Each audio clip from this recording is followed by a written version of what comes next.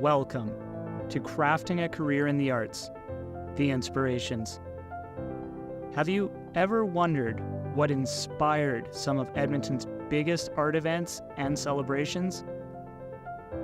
In this series, we delve into the minds of the people behind some of Edmonton's largest and most iconic festivals and spaces for the arts to find out what inspired not only the event, but those who run them. Join us as we look into the history of the art scene and speak with those who help make the arts possible in Edmonton about who they hope to inspire.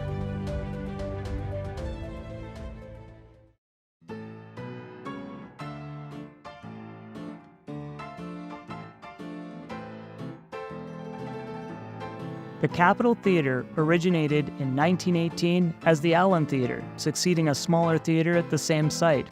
Originally designed as a high-end movie theatre, it was also capable of hosting small stage productions. Adjacent to the front entrance were tenant spaces, and H.B. Klein Jewelers, the first occupant, remained a tenant for 54 years. The theatre underwent a name change to the Capitol Theatre in 1923 when famous players obtained the site. In 1926, the stage was renovated to capacitate more performances, which included comedy shows, musical performances, and small-scale theatrical productions. In 1929, the theatre was transformed for the then-novel talkies, movies which featured spoken words, and a balcony was added. All this before becoming the first home of the Edmonton Symphony Orchestra in 1952. I am Carrie Atkinson. I am the museum coordinator at the Leduc Heritage Grain Elevator, the Alberta Legacy Development Society. I have a BA in anthropology, and I have been in museums for over 20 years now. Historic artifacts or monuments being on display are very important. I find that society needs it to look back and see where we came from. You can see how we've developed. Changes in phones, changes in computers, buildings. The Capitol Theatre wasn't just a theatre. It was a community gathering place. Creators could meet with each other and interact with art enthusiasts. There were films, vaudeville, and musical productions, along with small theatrical performances. The importance of having things that maybe didn't go into full production or weren't successful, it shows humanity's innovation, how we changed. How they change is what leads us to how we develop. Because you can look back on it and say, well, this didn't work, but what if we tried this? In 1972, the Capitol closed its doors for the last time. But at Fort Edmonton Park, its spirit lives on as a reconstructed version of the 1929 facade still welcomes visitors for movies and performances. The reconstructed version of the theatre gives visitors a great example of what theatre was like during Edmonton's early days. The importance of sites like the Grain Elevator, the Cars and Reynolds, the Capitol Theatre is because we need these to connect ourselves to our community, to our land, to our neighbors. This is how we develop as humans. Having these sites gives us a glimpse of what happened before, being able to go back and look and say, this is where we come from and how we've changed. While the Capitol Theatre was born from a lack of space to enjoy the performing arts and films, our next speakers will discuss how their theatre festival was born out of the lack of freedom in performance and artistic exploration. Then, we'll talk to a local writer and theatre company owner who ties the freedom of the Fringe Theatre Festival together with her studies of Edmonton's historical past to create an innovative take on immersive theatre.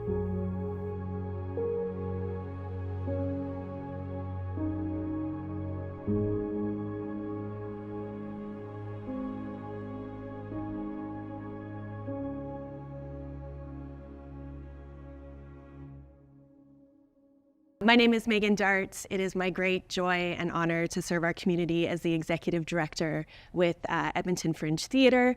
I am also an Edmonton-based independent theatre collaborator. I'm the co-artistic producer with a scrappy indie theatre company named Catch the Keys Productions. I'm a poet, I am a communications professional, and I have dedicated my career to the arts here in Edmonton. Hi, my name is Utas, and I'm the Artistic Director at Fringe Theatre here in Edmonton. We like to describe the Fringe movement, especially here when it happened in North America, as a DIY punk rock revolution. Its origins go all the way back to Edinburgh Fringe, like 75 plus years ago. And some artists showed up to participate in a festival and were told, yeah, no, it's okay. And they sort of set up around the edges of that festival anyways and just started performing. And it sort of was the birth of what this movement is. It's this idea of how does an artist get an opportunity to do their thing without too much of a curatorial aspect to what things are going on and not too much gatekeeping. Like, how is it and are they able to make it happen for themselves? The Edmonton International Fringe Theatre Festival is the largest, longest running in North America. It's one of the top 5 worldwide, alongside giants like Edinburgh and Adelaide. It is a model that nurtures and supports artists from the ground up, whether you are telling a story for the first time or this is your professional career and you're coming back for the 100th time, whatever that looks like. Our origin story starts with our founder. We lovingly call him Father Fringe. Brian Paisley was a director and a producer, had a touring company, Chinook, and it was a theater for young audience touring company. And they took kid shows all around and found his way to Edmonton and was approached by the city and said, hey, we got some funding for you. Why don't you come up with an event? And Brian took a look up and down White Ave, and there was a lot of empty storefronts. There's a lot of empty space. And having been a part and seeing the Edinburgh Fringe, he sort of connected the dots of, hey, I wonder if we could do that here. And what does that look like? And in his mind, he was thinking opportunity for artists and maybe opportunity to grow a community. And what a wonderful thing it is that every summer we support 1,600 artists. We engage 1,000 volunteers who give back just heaps of time and skill to help make this festival possible. And then we welcome more than 500,000 site visits over 11 days. There is magic in that. When you bring all of those people together in celebration of storytelling, in celebration of art and performance, it is unlike anything else. You don't have to ask anybody for a gig at the Fringe.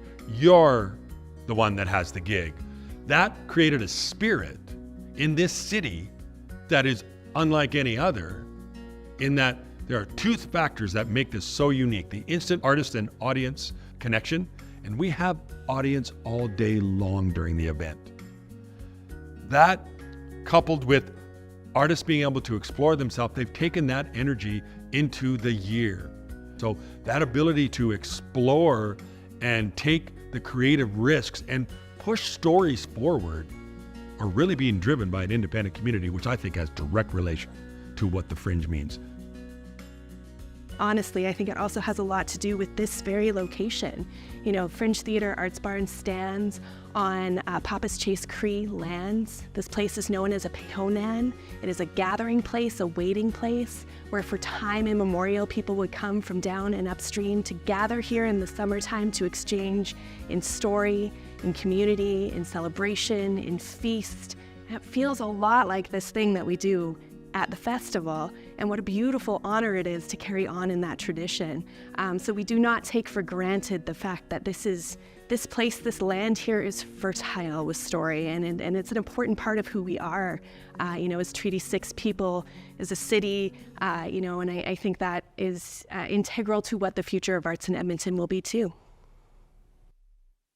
Healthy communities have strong arts and culture, and I feel like our business community is truly starting to understand that and know that, oh, wait a minute, if I'm going to do business with companies from other places, a healthy arts and culture community is something that they're looking for. So I feel like there's a real symbiotic relationship that's intrinsic to each other. You take one of those away, and I think you've got a real issue on your hands.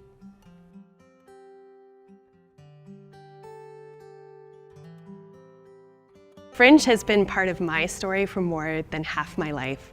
I first came to the Fringe as a patron. I participated as a volunteer. I was a reviewer for a couple of years, so had an incredible opportunity to witness some of the fantastic touring work that artists were bringing from across the Fringe circuit. I've been an artist and a producer in the festival. I joined first as a contract staff member during the summers, and then quickly moved into a full-time role as first the communications specialist with Fringe, and then stepped into the executive director role sort of at the peak of the pandemics in the fall of 2021. And it is my great joy to support our artists, our staff, our volunteers in producing North America's largest, longest running Fringe Theatre Festival, and the more than 500 arts events that we host here at the Fringe Theatre Arts Barns year round. Look at what White Ave is now. That is wholly connected to what happened when the Fringe bloomed. Because Brian honestly thought in his heart it wasn't going to work. This will not be a thing. It will not catch on. He didn't think people would come from other places to come to us. And he was blown away in year one and continues to be blown away on how it not only has landed, the way that it has become a cultural fabric of this city. There are people who take their vacation at the Fringe. Right? The way that this is supported by our community is huge. The economic impact this has on our community is massive. Founded by Brian Paisley and rooted in the Edinburgh Fringe, the Edmonton Fringe Theatre started the North American Fringe movement and grew from empty spaces along White Avenue into an internationally renowned festival that attracts over 500,000 visitors per year. Situated on Treaty 6 land, the Fringe honors the tradition of storytelling associated with this space and has become known for instant artist-audience connections and creative freedoms. We now know what inspired Brian, but what inspired those who now carry the torch for the Fringe Theatre? I owe my artistic journey to a number of people, but my first is my grade 2 teacher, Mrs. Red. I was one of those kids in school that got in trouble a lot because I acted out. And I was acting out one day in class, and I made the class laugh, and Mrs. Red said, "Okay, Murray, come with me." And I was like, "Oh, we're going to the office." But she didn't take me to the office. She took me to the gymnasium and then walked me up onto a stage and then walked out into the audience and came up and just asked me, "Right, do you know what this is?" "A stage," right? She goes, "You know what happens here?" I'm like, "Please." She's like, "And you know how you're always in trouble?" And I'm like, "Yeah." She goes, "Here, not only would you not be in trouble, but people would encourage you. Like, it would be a place where you can act out, and not only would you not get in trouble, people would like you for it." That moment changed my life. Like, I went, I'm not just a troublemaker. And then when I graduated theater school, came up here in '94, and I did my first Fringe show in '94. The first festival I saw was '89. And one of the shows that I went to in 1989, the first time I walked in and I said, "What is this?" And I saw this clown show. And these two clowns who just spoke gibberish. And I was like, what is happening and what is this? And in that moment, I understood the storyteller I wanted to be and the physical theater artist I wanted to be. That's when I went, oh, this place is for me, the artist that I am. From '94 on, even before living here, I pretty much either acted or directed a Fringe show at some point throughout those entire years. That led me from the independent actor to working with a beautiful company called Azimuth Theater, to creating an incredible festival called the Expanse Movement Arts Festival when the Grant McEwen dance program shut down, which led to Next Fest, which I was an actor in the first year of the first show of the first year of Next Fest, and I became its first festival manager. And working at Azimuth, Expanse, and Next Fest, Fringe came knocking in 2013, and I just kept saying yes the whole way, to where that was something I never thought I'd ever dream. But when I got here in 2013, in my heart, I went, I got to stay humble. I got to know that what the Fringe needs is leadership that's got kindness, and also there's advocacy. There's 2 weeks a year that people have their eyes on us. What am I going to do with that? What are we going to do with that? And I have to tell you, from some early years of really pushing the envelope of being here to, it's such an incredible place to be a part of now, that when we do speak, we're speaking from the heart, and we're speaking in a really open, side-by-side way. I am very grateful to have been raised by parents who valued arts. There was always music on in our house. You know, we had great opportunity to see and participate in theater or dance classes. And so it's no surprise to me that both my sister and I became professional artists. I have been writing as long as I can remember. I journaled a lot as a kid. I told a lot of stories. It's always been my craft that I have been most called to. And so playwriting and becoming a poet were sort of the next evolution of that practice that I had as a child, that I continue to have now. And it's also lent itself really well to my professional arts administration career as well. You know, I'm a trained professional writer. My background's in communications. And that, of course, translates to the work we do as arts administrators to support the great work of artists here in our community. So, I can't imagine doing anything other than being a writer. We heard the inspiring journey of Murray, who credits his artistic path to a pivotal moment on a stage that changed his perspective, making him realize the transformative power of performance. As a leader at the Fringe Theatre, Murray places great importance on humility, kindness, and advocacy in leadership. Magan highlights the role of a supportive upbringing in fostering a career in the arts. Although their journeys have been vastly different, a point of convergence has been their dedication to mentorship.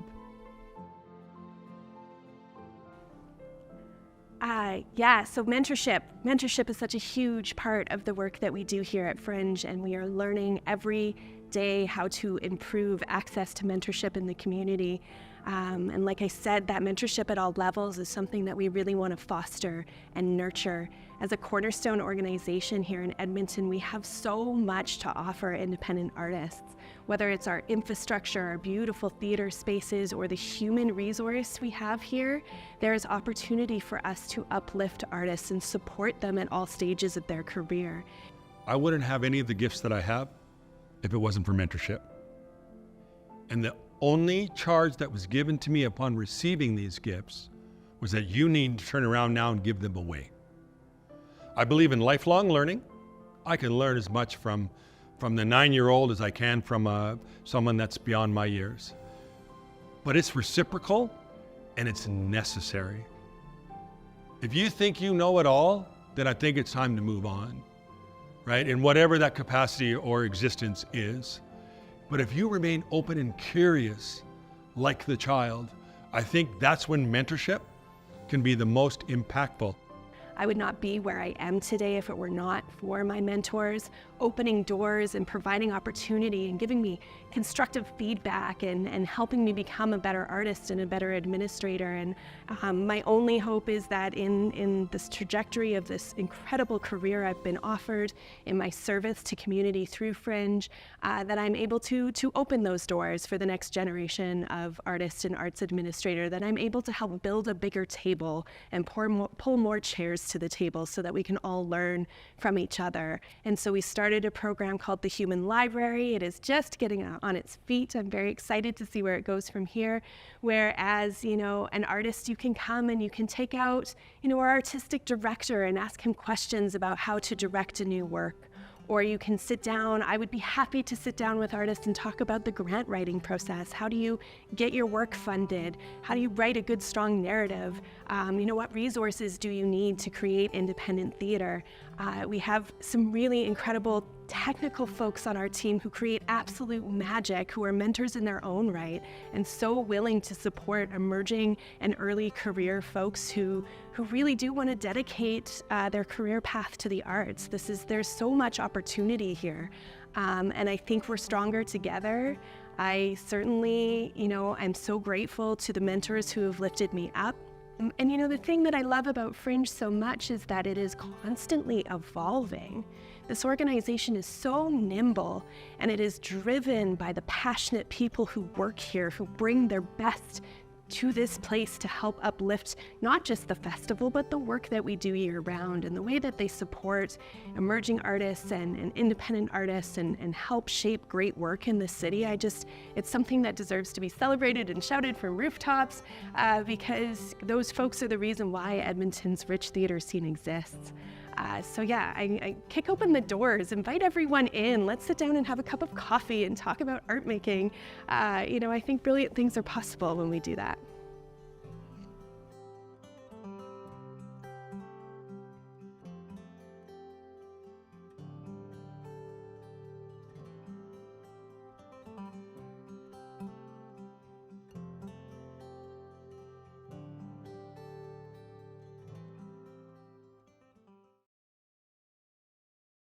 I think that independent theater in Edmonton is heavily influenced by the support that organizations like Fringe Theatre provide independent creators. And so I think we experience such a wealth of indie creators here because there are models to support and uplift artists by providing them the resources and the platform they need to tell their story. Certainly independent producing comes with its challenges, but I think there is also a really unique opportunity to create the type of art you want to see and the type of art your audiences want to engage in. And I think that there's room for us to really get outside of what it is that people think a piece of theater can be, right? Because it could be anything in the way that it's told. It doesn't have to have language, right? It could be told in a touch sensory way. It can be music that moves you, right? It could be stuff that you actually have to engage in order for it to be activated, right? So how do we remain interesting and if we are not responsive to what's happening out in the community and that's of interest and something that the way that you are digesting stories now, well then we're missing the point. And that involves a lot of alternative venues and alternative ways in which stories are manifested. As an indie creator for the bulk of my career, it has provided me such incredible opportunity to really sort of stretch my creative muscles and to try new things and to do it with a focus more on process than product. And I think, I'm a big believer that practice makes practice. And so as artists, the more we get to do the thing we do, the better it becomes over the time, the more we're able to invite in more collaborators to sort of expand that process and that practice to benefit other folks. I think certainly challenging, but I wouldn't do it any other way. When you're curating and you're experiencing what it is, there's an intangible that you can't really define, but you just know. I am a big believer that being a practicing artist makes us better arts administrators. And much of the Fringe team works as full-time artists here in our community in Edmonton. Playwriting has taught me so many incredible skills, but most importantly, it's taught me how to be a generous collaborator. There is no greater gift than getting into a room with other artists and digging into the work and exploring what it has to offer and, sort of thinking about the impact it might have on audiences, what that exchange of story will be. It's an incredibly invigorating experience and process, and it teaches me so much about how to serve our artistic community in the capacity as the executive director here at Fringe. I'm an actor. I am a creator, and I'm a director, and I became a producer because of the Fringe. I was in a show where I said to everybody, hey, we should probably have some posters and stuff and tell people about our show. And they're like, yeah, do you want to do that? I'm like, no, but I guess we will. And directing I fell into as the actor. And you take those 4 elements though, and they require very specific skill sets, but when you put them together to round it out, it allows you to really take a perspective, especially from a Fringe artist coming to you, because they have to be everything, right? But I can answer a producing question. I can answer an artistic question, a directing question. And the combination of all of those things, I think, absolutely are why those pieces that fit together have created who I am as an artistic director. I think we know that you can't be everything for everyone. But I want to be there for the one who needs me at the time they need me. Theater is it's a reciprocal thing. The audience is every bit as involved in the show as the performance. So it's connecting to the person who's receiving you, and you don't know the impact that you may have on someone. So just be open and honest about what it is you're doing in that moment of performance. And if you could be present and they're present, I think that I can't define who it is I reach, but I sure hope that whoever it is, that it helps them in their journey. As an artist, I am just inspired by the people I get to work with. It is such a gift to be able to get in a room with brilliant humans who bring such a generous collaborative spirit to everything they do, and I honestly am inspired every time I have the opportunity to go into the creative process. I learn from the incredible folks I get to engage with. It is always the most beautiful challenge to push myself as an artist, and that inspiration is offered to me in spades, and I hope it's something I'm able to return to the folks I work with too. You know, we also here at Fringe, we have something that we call an open source Fringe philosophy, where you know, if we build tools for change, or if we create templates that maybe can support independent artists, that we give that work away. You know, we only become better when we share and when we're able to offer expertise and perspective and all of those things. And so, yeah, I very much believe in giving it all away and letting other folks make it better and turning it into something, you know, unrecognizable later on down the line. But yeah, I think that collaboration is so key.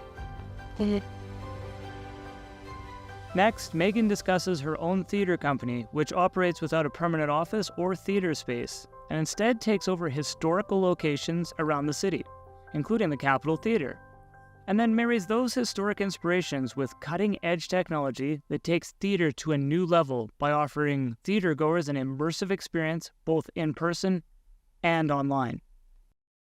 So Catch the Keys Productions was born in 2007 out of an experiment. We brought a group of collaborators together to play what was a really rather experimental version of a game of telephone. We wanted to see if the script from the play I wrote could translate to live music, into visual art, back to the playing space. And so we, you know, that very first production that we put together lit this spark in us to continue creating experimental theater that pushes the boundaries between the relationship of artist and audience.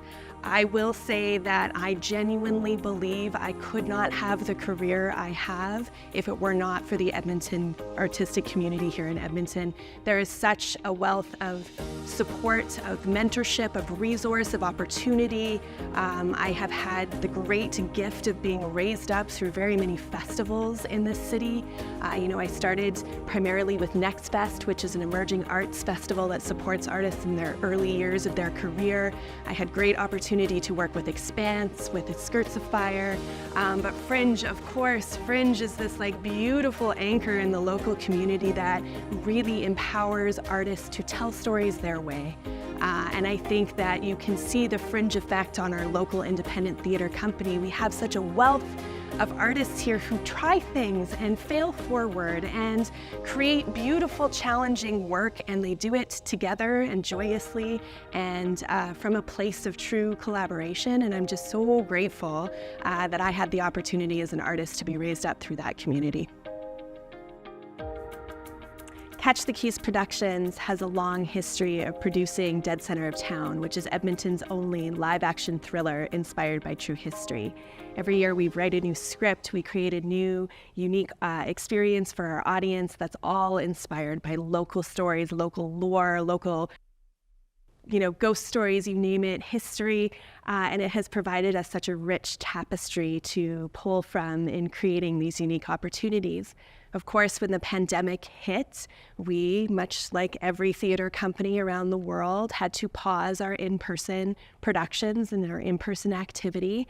And the first question that we asked ourselves was, how do we stay connected to our audiences when we can't be in a physical space with them? And we were very lucky at that point in time. My sister and my co-artistic producer, Beth Darts, was producing a piece of work called Tracks by Mac Brock, a brilliant artist here in the city.